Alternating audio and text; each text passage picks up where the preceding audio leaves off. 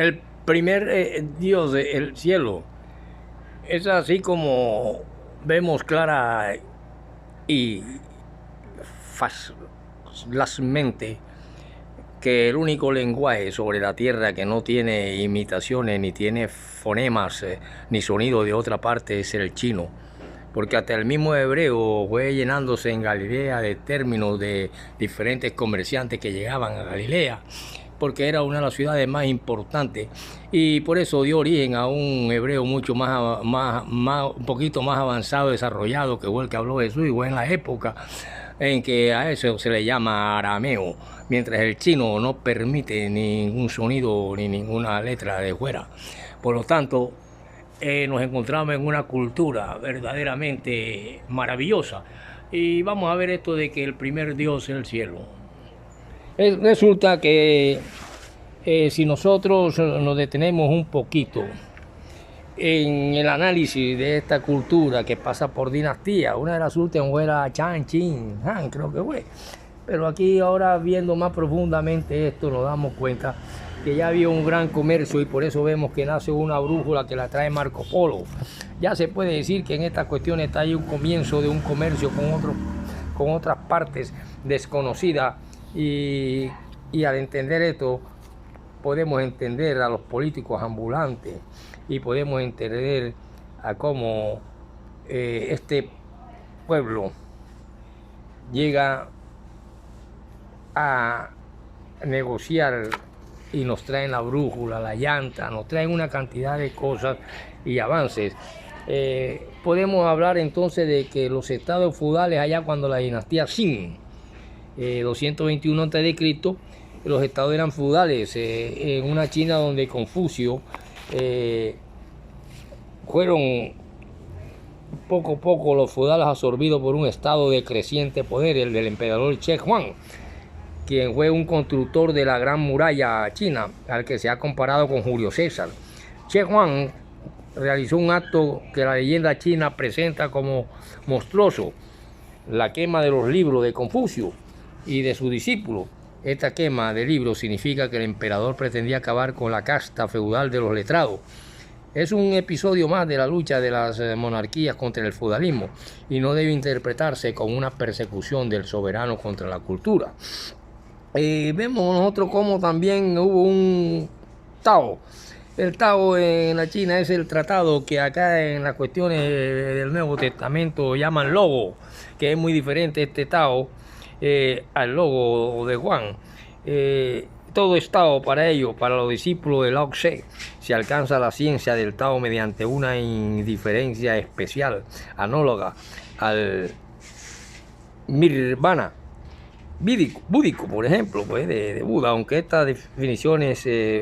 nuestras tienden a vulgarizar el concepto más bien filosófico y abstracto de las diferencias de Lao Tse. Los discípulos de este filósofo adulteraron su doctrina y le dieron más bien un significado mágico. Por eso es que cuando ya empieza y que la maya, que yo que tal, que levanto paralítico, que tal, ya es maya, ya hay otras cuestiones que no tienen nada que ver con las adoraciones de algo. Por eso el primer Dios fue el cielo para los hombres que se encontraban sobre la tierra en diferentes puntos, y ahí están en diferentes puntos los huesos de seres humanos. Por lo tanto, tenemos aquí unas tendencias realmente materialistas. Pues como ya vimos en el capítulo cuando se analiza la prehistoria china, la magia, que no tiene nada que ver con la religión primitiva, aunque tiende a contaminarla, fue el equivalente de lo que es para nosotros la técnica, nuestro afán de dominar la naturaleza y producir efectos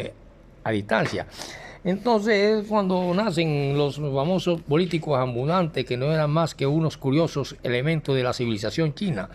en el periodo de los estados combatientes que precedió a lo que se conoció como la dinastía Qin. Y ahí es donde aparece de unos hombres aventureros un poco semejantes a los sofistas o filósofos vagabundos de la antigua Grecia. Ellos iban de palacio en palacio sirviendo de ministros a los príncipes feudales que requerían sus servicios, recompensándolos bien por ello y llegando a darles gran influencia dentro del Estado. Estos hombres no eran filósofos como en Grecia, sino políticos profesionales, a quienes los príncipes utilizaban de un modo que Sócrates hubiera aplaudido, como especialistas en revoluciones y en asuntos de gobierno, Semejante institución no se ha repetido en ninguna otra época de la historia china, ni en ninguna otra cultura del mundo fuera de la China. Y ahí posiblemente en esos intercambios, llevando como Marco Polo mercancía para allá y mercancía para acá, nace ya un comercio y va dando una ruta de países que se van metiendo con este país de dominación prácticamente mongoles o dominación mongola, que la hubo en el 1202-1388, cuando los mongoles eran extranjeros en China, pero una vez penetrados en el país se transportaron convirtiéndose en chinos auténticos para la lengua y la cultura, como había ocurrido en la España germánica con los visigodos. El imperio mogol de Genghis Khan comprendía no solo China, sino hasta Asia Central y Centro-Oeste, hasta la frontera de Europa. Los rápidas incursiones persas en Persia y parte de Rusia, Ucrania, la legislación de Genghis Khan, el código militar y civil, a un tiempo llamado Yaksa, prescindía de distingos religiosos y exigía de los súbditos solamente disciplina. Esto hizo crecer a los príncipes de Occidente y al mismo Papa, que en las profundidades de Asia Central se ocultaba un misterioso personaje llamado el Preste Juan, que era cristiano, pues había vencido a los musulmanes de Persia y toleraba misiones cristianas en su territorio, pero las embajadas que los príncipes de Occidente enviaron a Karakorum hicieron que en Mongolia se solicitara alianza con Genghis Khan. Recibieron por respuesta que el emperador de todos los hombres esperaba que se considerasen propios los europeos vasallos suyos. Entonces esta esperanza no llegó a realizarse realmente, y afortunadamente Genghis Khan murió y su imperio de las estepas entró en decadencia. En la parte occidental, que se conoció como Horda de Oro, que tenía sumergida a Rusia por la parte oriental, los descendientes de Genghis Khan fueron los emperadores que serán visitados por el viajero veneciano Marco Polo, el cual, no obstante haber vivido largos años en China, sigue hablándonos del Preste Juan en sus memorias, sin lograr deshacer este equívoco. El último gran dominador de la dinastía mongolia, el soberano que nombró a Marco Polo primer ministro, se llamó Kublai Khan, y entonces surge una moneda que se conoce como el papel moneda de curso obligatorio, porque Marco Polo, que vivió a fines del siglo XIII, nos sorprende de pronto y sorprende al mundo con el dato de que los súbditos de Kublai Khan tenían ya en su tiempo un papel moneda con el sello del emperador, que era de curso forzoso y cuya falsificación estaba severamente castigada.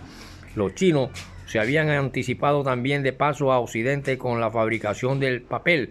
y de una imprenta rudimentaria. Conocieron también la brújula, que los árabes imitaron. Estos adelantos no penetrarían en Europa hasta los albores de la edad moderna, y así podemos ver cómo es el único idioma que no tiene palabra ni sonido de otras lenguas,